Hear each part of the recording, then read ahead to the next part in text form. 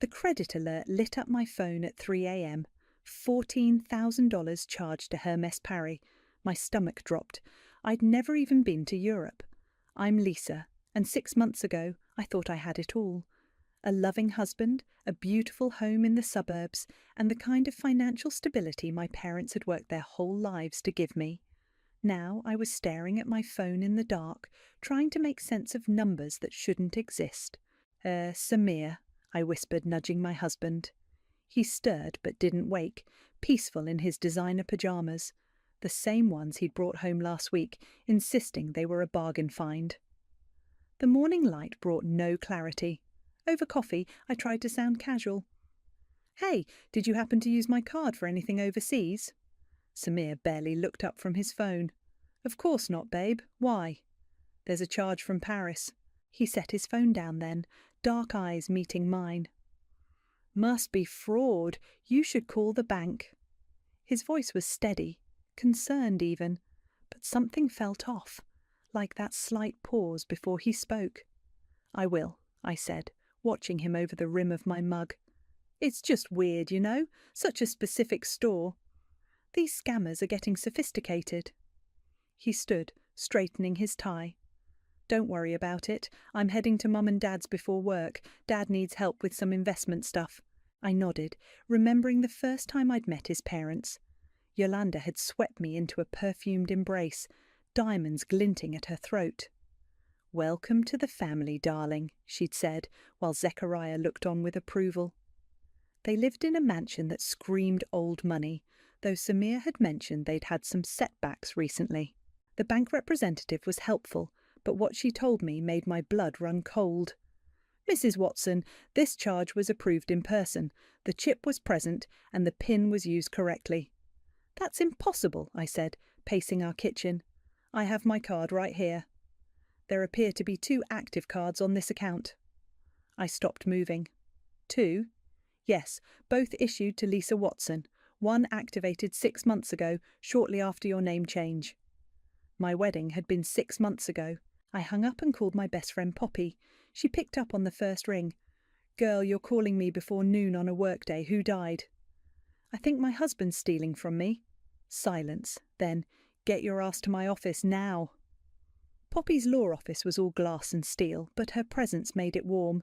She listened without interrupting as I explained about the charge, the duplicate card. "Have you checked your credit report?" she asked when I finished. "Not recently. I have good credit. I always have." She was already typing. "Log into your accounts, all of them, now." An hour later, I sat back, numb. 5 new credit cards I'd never applied for. Charges to luxury stores, first-class flights, hotel suites, all in my name.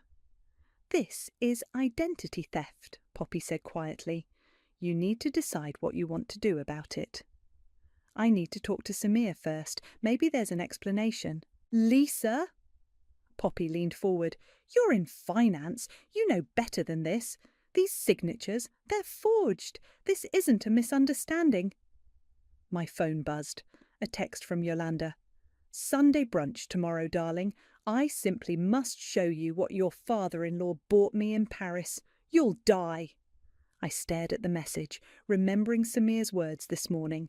The investment stuff, the setbacks, the designer pajamas. "I need to see something first," I told Poppy, "before we do anything official." "Be careful," she warned. "If you're right about this, you're dealing with people who think they're entitled to your life." I nodded, already planning tomorrow's brunch. I'd wear my favourite blue dress, the one that made me look innocent, trusting. I'd smile and laugh at Yolanda's stories, and I'd look for a silk scarf that cost $14,000. "I will be," I promised Poppy.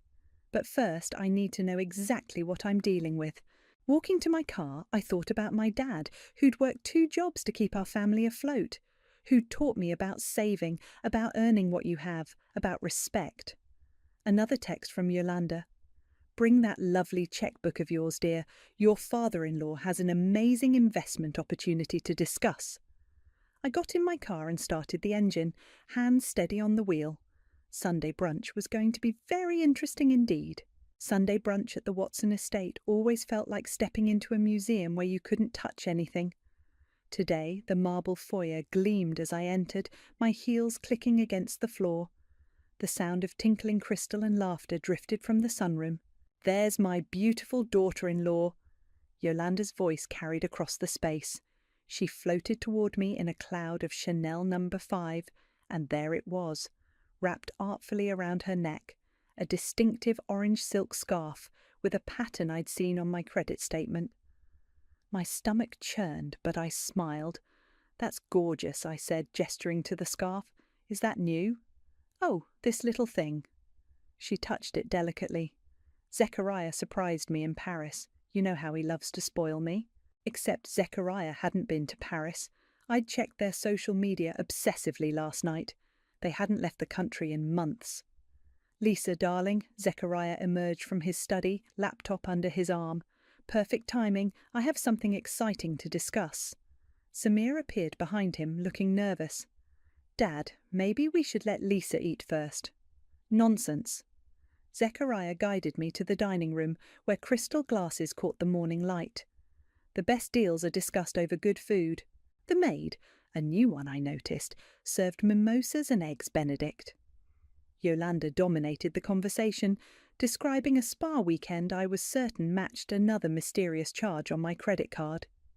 "And Lisa," Zechariah cut in, opening his laptop, "I've found an incredible investment opportunity.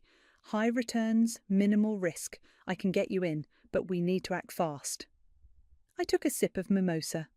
"How much are we talking about?" "Just 50,000 to start. A drop in the bucket considering the potential returns." Samir wouldn't meet my eyes. "That's a lot of money," I said carefully. "I'd need to think about it." Yolanda laughed, the sound like breaking glass. "Oh, darling, that's just what wives do. We support the family's ventures. When I married Zechariah, I gave him complete access to my inheritance. It's about trust." Speaking of trust, I pulled out my phone. I got the strangest alert about a charge in Paris. The room went still. Samir's fork clattered against his plate. "Must be fraud," Zechariah said quickly. "Terrible thing, identity theft." "Isn't it?" I smiled, watching Yolanda's hand drift to her scarf. "The bank said the card was used in person." "Well, these criminals are very sophisticated nowadays." Yolanda waved her hand dismissively. "Samir, pour your wife more mimosa. Lisa, you simply must try these truffles, imported from Italy." More charges I'd probably paid for. I accepted the glass from Samir, noting how his hand shook slightly. "Actually," I said, "I'd love to hear more about the investment opportunity. Could you email me the details?" "Of course," Zechariah brightened. "I'll need you to sign some preliminary paperwork. Nothing major, just standard forms." I bet they were. "Send everything to my work email. I'll have our legal team look it over." Samir choked on his drink. "That won't be necessary, babe. Dad's been doing this for years." Even better reason to do things properly. I stood, smoothing my dress. "I should get going. Early meeting tomorrow." Yolanda rose to embrace me, the silk scarf brushing my cheek. "You work too hard, darling. You should let Samir take care of things." Oh, he'd been taking care of things all right. In the car, I called Poppy. "You were right. The scarf was there, and they tried to get me to invest 50 grand in some scheme." "Tell me you recorded that conversation." I patted my purse where my phone had been recording the entire brunch. Every word. "Good girl. Come to my office tomorrow. We need to talk about your options." That night, Samir was unusually attentive. "You seemed quiet at brunch," he said, sliding into bed beside me. "Just tired." I turned away, remembering how we used to lie here talking about our dreams. Now all I could think about was how many lies had been whispered in this same bed. "Mom really likes you, you know," he continued. "Says you're the best thing that happened to our family." I thought about Yolanda's words. "That's just what wives do." "I'm going to make some tea," I said, slipping out of bed. In the kitchen, I opened my laptop and began typing. "Dear Mr. McCormick, I'd like to report a case of identity theft and credit card fraud." My hands were steady as I typed out every detail. The scarf, the duplicate cards, the forged signatures. In the bedroom, I could hear Samir's gentle snoring, unaware that his perfectly constructed house of cards was about to come crashing down. Sometimes the biggest betrayals come wrapped in silk, served with mimosas and million-dollar smiles. But I was done being the family ATM. Tomorrow I would start fighting back. The credit report landed in my inbox at work with a soft ping that felt like a bomb dropping. 67 pages. Normal reports aren't 67 pages. Holy shit, I whispered, scrolling through account after account. 5 credit cards, 3 personal loans, a line of credit, all opened within months of our wedding. My office phone rang, making me jump. Lisa speaking. "I've been trying to reach you all morning," Poppy said. "Have you seen it? Looking at it right now." My voice cracked. How did I not know?" "Because you trusted your husband like you were supposed to." Poppy's voice hardened. "Now get your things, we're meeting someone." "I can't just leave work. Call in sick. This is more important." 30 minutes later, I sat in a coffee shop off Main Street, as far from my usual haunts as possible. Poppy arrived with a tall man in a crisp suit. "Lisa, this is Dylan McCormick. He's a fraud investigator I trust." Dylan's handshake was firm, his eyes kind but professional.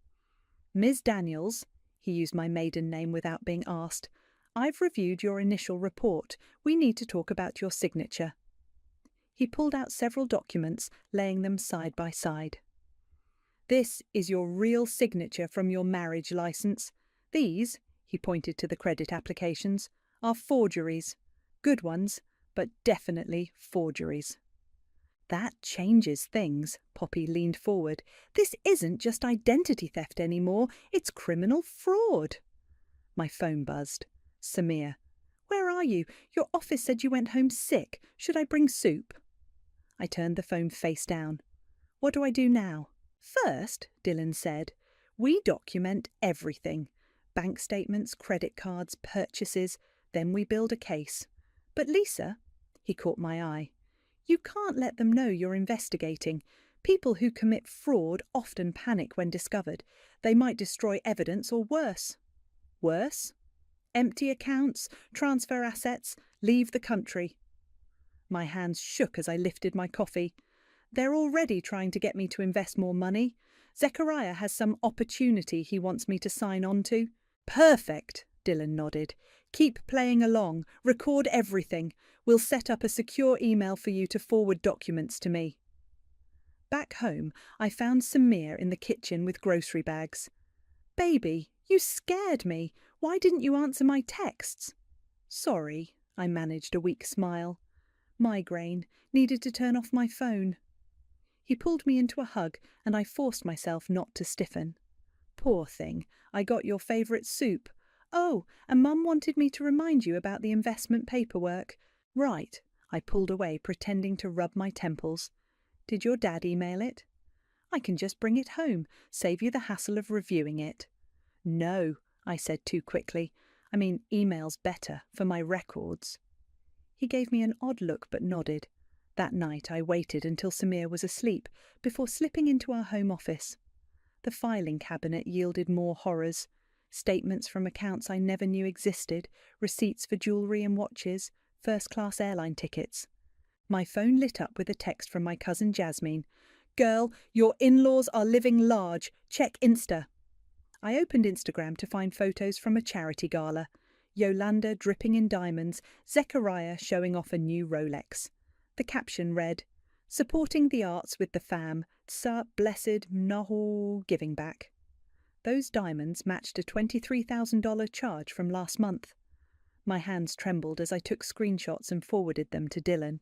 The next morning, Samir dropped another bomb. "Honey, we need to talk about the mortgage." I looked up from my untouched breakfast. "What about it?" "We're a bit behind. Nothing serious, but Dad suggested we might tap into your 401k to catch up. Just temporarily." The room spun. They'd maxed out my credit and now they wanted my retirement savings. "I'll think about it," I said, fighting to keep my voice steady. It's what families do, he said, kissing my cheek. We help each other. After he left, I ran to the bathroom and threw up. Then I called Poppy. They want my 401k, I gasped. Like hell they do. Lisa, we have enough. Dylan can move whenever you're ready. I thought about my dad again, how he'd worked overtime to help me start that 401k when I got my first job. Not yet, I said. I want all of it, every receipt, every lie, every fake signature. I want them to understand exactly what they did. Okay, Poppy said softly, but be careful. You're playing with fire. I touched my wedding ring, remembering our vows, for better or worse, in sickness and in health, but nobody mentioned in theft and in fraud. Don't worry, I said. I'm done getting burned. The Watson estate looked different now that I knew it was built on my stolen credit. Every crystal glass, every piece of art screamed fraud. But I smiled as Yolanda ushered me into their living room for afternoon tea. Lisa, darling, we've missed you.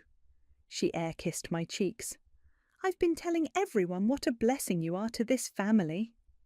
My phone recorded quietly in my pocket as I settled onto their Italian leather sofa. That's so sweet. Of course, not every daughter-in-law understands family obligation like you do. Yolanda poured tea into delicate cups that probably cost more than my first car. Zechariah, come join us. Look who's here. Zechariah emerged from his study wearing a golf outfit that still had the price tags tucked inside. I caught a glimpse as he sat down. Another charge I'd probably find on my next statement. Lisa? Perfect timing. I was just about to call about that investment opportunity. Yes, I smiled, taking out my notebook. I'd love to hear more details. He launched into a complicated explanation about offshore accounts and guaranteed returns. I took notes, watching Yolanda fidget with her new tennis bracelet. It's really quite simple, Zechariah concluded. We just need you to sign these forms. He slid a stack of papers across the coffee table. I pretended to review them. This looks like it needs to be notarized. Oh, don't worry about that, Yolanda waved her hand. Samir can handle all those tedious details, like he handled the credit card applications. The words slipped out before I could stop them. The room went silent. Yolanda's teacup froze halfway to her lips. I'm sorry. Zechariah's voice was sharp. I forced a laugh. Oh, just thinking about all the paperwork Samir helps with. He's so good with that stuff. Yes, Yolanda recovered quickly. We raised him to understand the importance of family prosperity. You know, before you came along, we were worried he might marry someone less understanding. Less understanding? Someone who didn't appreciate the Watson name. Zechariah's tone was patronizing. You're lucky to carry it, my dear. My phone buzzed. A text from Dylan. Got the mortgage docs. Forgery confirmed. Ready when you are. Speaking of the Watson name, I kept my voice light. I saw the photos from the charity gala. Those diamonds were stunning, Yolanda. Weren't they? Zechariah surprised me. She touched the tennis bracelet. Though I suppose you already knew about them, didn't you? My blood ran cold. What do you mean? Well, your name is on all the accounts, darling. Don't play coy. It's not attractive. They knew. They knew I knew, and they didn't care. More tea? Yolanda smiled, all teeth and triumph. No, thank you. I stood up, hands steady. I should go. But we haven't finished discussing the investment, Zechariah protested. I'll think about it. Lisa. His voice stopped me at the door. Remember who we are, what this family has given you. Given me? They'd taken everything. In my car, I played back the recording. Their voices were clear, confident, entitled. I forwarded it to Dylan and Poppy, then drove straight to Poppy's office. She was waiting with a stack of documents. They admitted it, on record. They practically bragged about it. My voice shook. They think I'm their personal piggy bank. Well, they thought wrong. She spread out papers across her desk. Look at these. Credit applications, loan documents, even the mortgage refinance, all with forged signatures, all federal crimes. What's the penalty? With these amounts, years in prison, plus restitution. My phone lit up with a text from Samir. Mum says you left upset. Everything okay, babe? Another from Yolanda. Darling, don't be difficult. It's unbecoming. And finally, Zechariah. The investment paperwork needs your signature by tomorrow. Don't disappoint the family. I showed the messages to Poppy.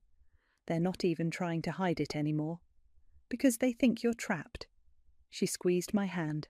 Are you ready to prove them wrong? I thought about their smug faces, their casual ownership of my life, their assumption that I would just keep playing along. Call Dylan, I said. It's time. Once we do this, there's no going back. Your marriage, your relationship with them, it all ends. I touched my wedding ring, then slowly slid it off. It felt like removing handcuffs. They ended it the moment they stole my identity. They just didn't expect me to fight back. Poppy picked up her phone. Dylan, we're ready. Start the paperwork. Outside her office window, storm clouds gathered. Perfect weather for what was coming.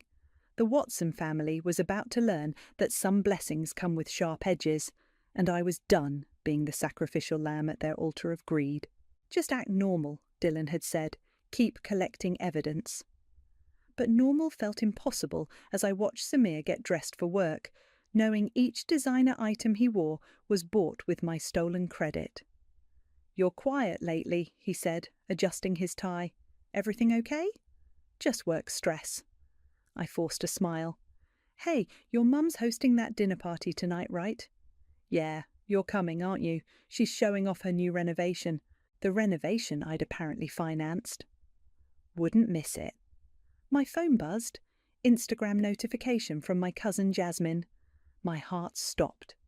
There, in her latest post, was Yolanda at some luxury boutique surrounded by shopping bags. The caption read, Shopping with the fabulous Mrs. W. That crocodile bag is everything. Taste luxury life. I zoomed in on the receipt visible in one of the bags. The date matched a $12,000 charge on my latest statement. Got to run, I said, forwarding the post to Dylan. Meeting downtown. The meeting wasn't downtown. It was in a quiet coffee shop where Dylan waited with a thick folder. Your cousin's post is gold, he said as I sat down.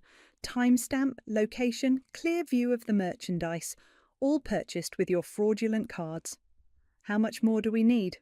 We're close. The dinner party tonight. Can you record it? I nodded. Poppy showed me how to use this app that looks like a normal phone screen but records everything. Perfect. These people love to brag. Let them. That evening, I arrived at the Watson estate in my best dress. Might as well look good while taking them down. The house was packed with their social circle, everyone dripping in designer labels. Lisa, Yolanda swooped in. Come see the new marble countertops, Italian, of course. My recording app was already running as she led me through the kitchen, detailing every expensive upgrade. Each feature matched another mysterious charge on my accounts. And this lighting fixture, she gestured upward, was such a find in Paris. Paris? I kept my voice casual. When were you there? Oh, darling, you know, that trip last month, the one you helped with. She winked conspiratorially, helped with, like I'd had a choice. Samir appeared with drinks. Mom, you're monopolizing my wife. Can you blame me? She's been such a godsend to this family. Yolanda touched my arm. You know, before Lisa, we were worried about maintaining our lifestyle. Now look at us. My phone buzzed. Jasmine had posted another story. This time it was Yolanda showing off her crocodile bag to the dinner guests, bragging about its exclusivity. Excuse me, I mumbled, hurrying to the bathroom. I forwarded the new post to Dylan with shaking hands. A knock at the door made me jump. Lisa? It was Samir. Dad wants to discuss that investment. He says it's urgent. I opened the door to find both Samir and Zechariah waiting.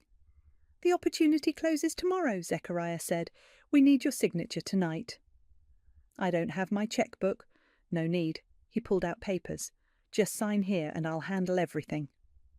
I glanced at the documents. Power of attorney forms. They wanted control of everything. I should have my lawyer review these first. Zechariah's face hardened. We're family. Don't you trust us? Trust, like they'd trusted me when they stole my identity. Of course, I lied, but it's a lot of money. I need time to think. Lisa, Samir touched my arm. Dad knows what he's doing. Just sign. I looked at them both, my husband and father-in-law, standing there expecting me to hand over the last of my financial freedom. I'm feeling sick, I said. I should go home. But the party, Samir started. Let her go, Zechariah cut in. We'll discuss this tomorrow. In my car, I called Dylan. They just tried to get me to sign power of attorney forms. Tell me you didn't.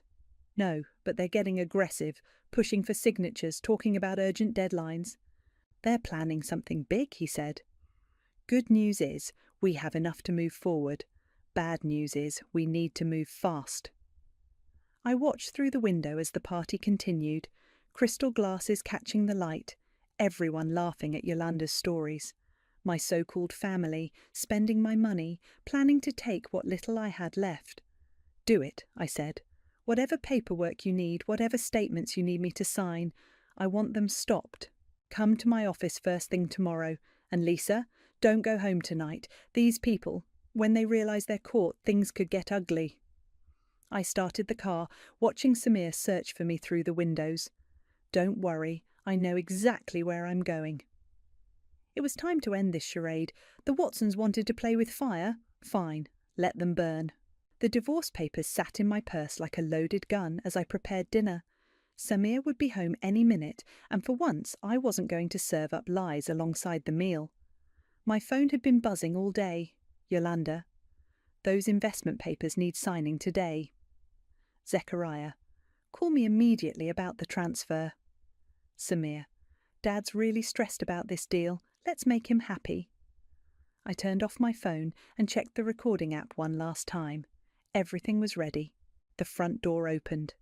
Something smells amazing, Samir called out. Made your favourite. I placed his plate of steak and potatoes on the table. We need to talk. He loosened his tie, settling into his chair. About the investment? Because Dad... No. I pulled out the envelope. About this. His fork clattered against the plate as he read the divorce petition. His face went from confused to angry to calculating in seconds. Baby, what is this? Whatever's wrong, we can fix it. Fix it? I slid printed credit statements across the table. Like you fixed my credit or my identity. I can explain. Explain the forged signatures, the stolen cards, the loans I never approved. He stood up, hands spread in surrender. Okay, yes, I took some liberties, but it was for us, for the family. The family? I laughed bitterly. You mean your mother's shopping sprees, your father's fake investments? They're not fake. Dad just needs capital. To pay off the other people he's scammed. I pushed forward a stack of research papers. I found his previous fraud cases. Did you think I wouldn't? Samir's face darkened. You've been investigating us? Like you've been stealing from me. He reached for my hand. I pulled back. Baby, please, we can work this out. I'll pay everything back. With what money? The money you stole from me? His phone buzzed. Zechariah's name flashed on the screen. Don't, I warned as he reached for it. He answered anyway. Dad, now's not... What? No, she hasn't signed. I know, but... I could hear Zechariah yelling through the phone. She knows, Samir finally said. About everything. More yelling. Then Samir's face changed. I'll handle it. The way he said it made my skin crawl. I stood up, grabbing my purse. Where are you going? His voice was different now. Harder. Away from you. You can't do this to us. He blocked the doorway. Do you know what you'll destroy? The people you'll hurt. Like you hurt me. That was different. We're family. No. I pulled out my phone, showing him the recording app. We're criminals and victims, and guess which one I am? His eyes widened. You've been recording everything. The dinner party, your parents' confessions, this conversation. Delete it. He stepped toward me. Delete it now. It's already with the FBI. He lunged for my phone. I dodged, thanking God for the self-defense classes Poppy had insisted on. "Don't make this worse," I warned, backing toward the door. "Worse?" He laughed desperately. "You're destroying everything. Our marriage, my family's reputation. You destroyed those things. Every time you forged my signature, every time you stole my money, every time you lied." My phone buzzed. Dylan's signal that everything was in place. "I'm leaving," I said. "Don't try to stop me." "They'll never believe you," he called after me. "We're respected in this community. You're just a gold digger trying to cause trouble." I turned back one last time. "Check your email. The FBI will be contacting you shortly about their fraud investigation." His face went pale. "You wouldn't?" "I already did." I touched my bare ring finger. "Goodbye, Samir." Outside, rain had started falling. I got in my car, hands shaking as I started the engine. Through the window, I saw Yolanda pull up in her luxury SUV, probably coming to pressure me about the investment. She waved, all smiles, not knowing her world was about to implode. I drove to Poppy's house, where a spare room and a glass of wine waited. Tomorrow the FBI would move in.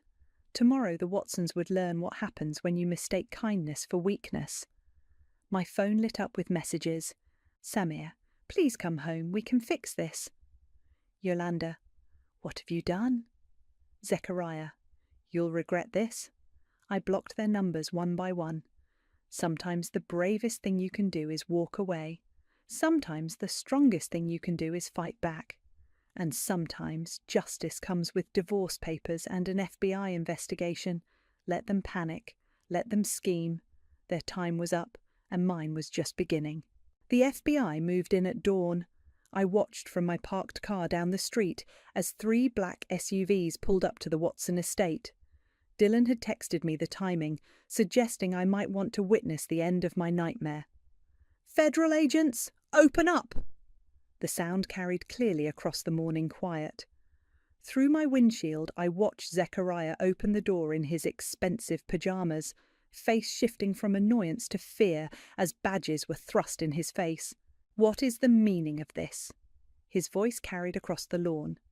"Sir, we have a warrant to search these premises in connection with multiple counts of fraud and identity theft." Yolanda appeared behind him in her silk robe. "This is ridiculous. Do you know who we are?" "Yes, ma'am. That's why we're here." Neighbours started emerging from their houses as agents streamed into the mansion. I could hear Yolanda's shrill protests. "Those are my personal belongings. You can't touch those." My phone buzzed. Poppy. "Turn on the local news. They're covering it live." Sure enough, news vans were pulling up, cameras rolling as agents carried out boxes of documents, designer bags, jewellery. "Mrs. Watson," a reporter called out, "can you comment on the fraud allegations?" "This is all a misunderstanding." Yolanda tried to block a photographer. "That ungrateful girl is lying." A commotion drew my attention to a police car pulling up. Samir emerged from the house in handcuffs, head down. "Sir, did you knowingly forge your wife's signature on credit applications?" He looked up then, straight at my car. Even from this distance, I could see the mix of anger and desperation in his eyes. My phone rang. Dylan. "We found everything exactly where you said it would be. The forged documents, the credit cards, even receipts they kept as trophies. You did good, Lisa." I watched as an agent carried out the Hermes scarf, the one that had started it all. Yolanda lunged for it, screaming, "That's mine!" "Actually," the agent replied, "according to our evidence, it belongs to Lisa Daniels."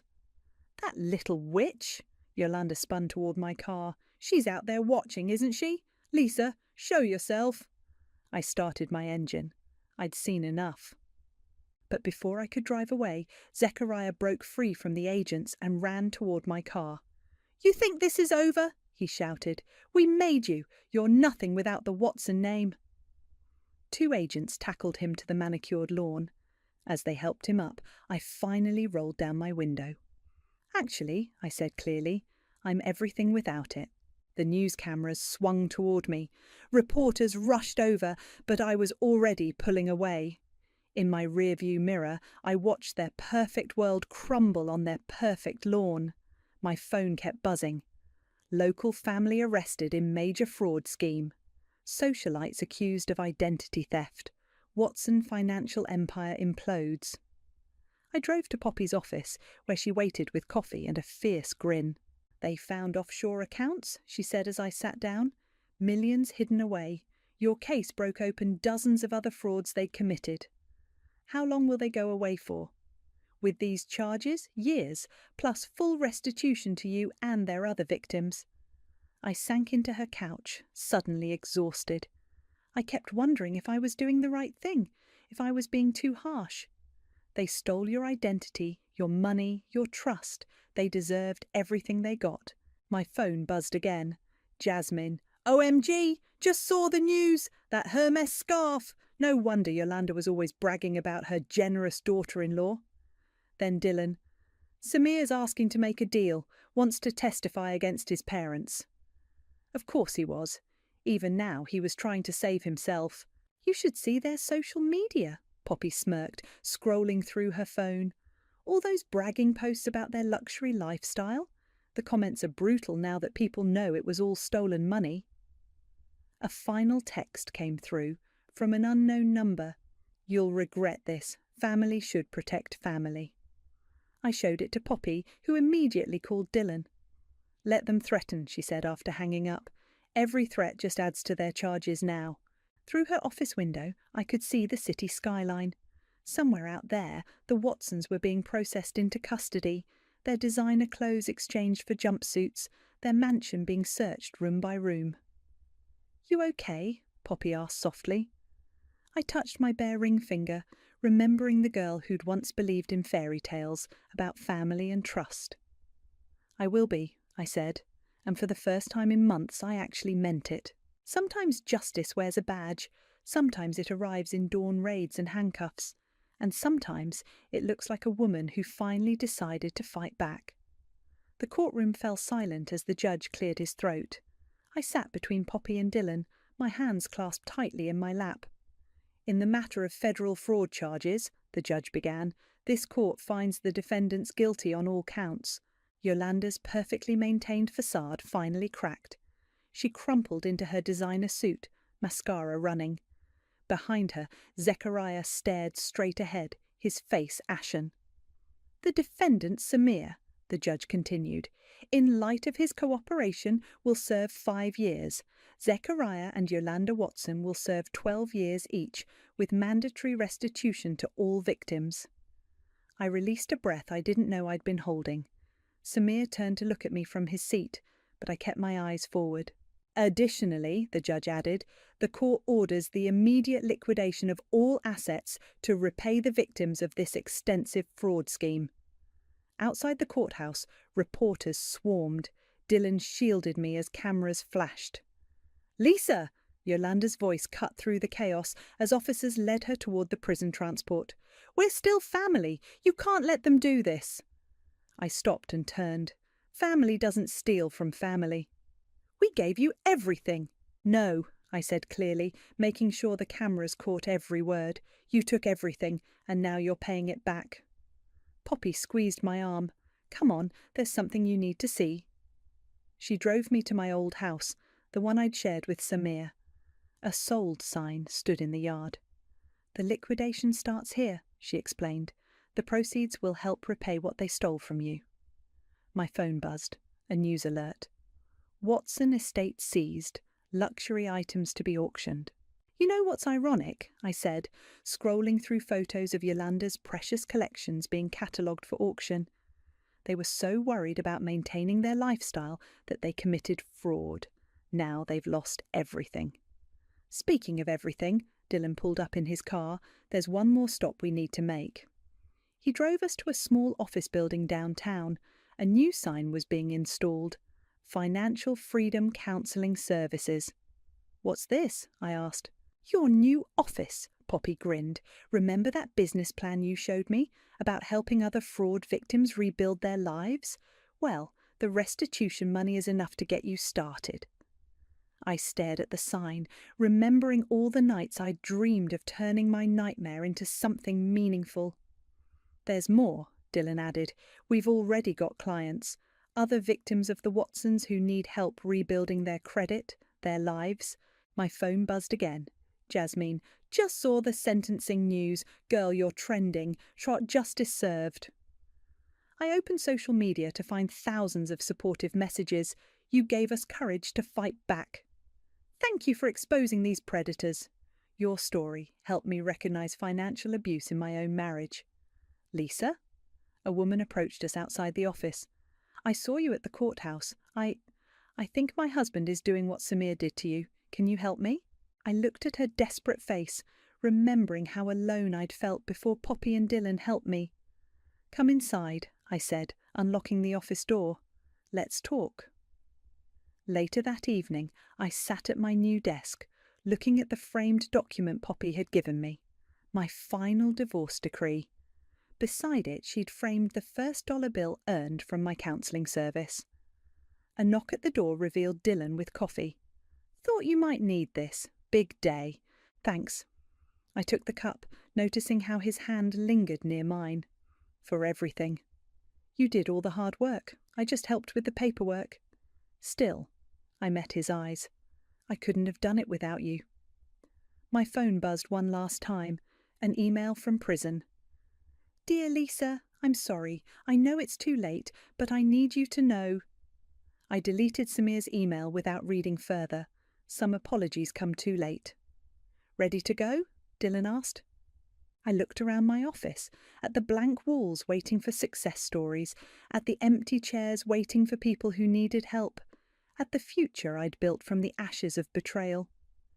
Actually, I smiled, I think I'll stay a bit longer. There's work to be done. He nodded, understanding. Dinner tomorrow? I'd like that. As he left, I opened my laptop and began typing. Welcome to Financial Freedom Counselling. If you're reading this, you're not alone. Your story matters. Your future matters. And together, we'll rebuild what was taken from you.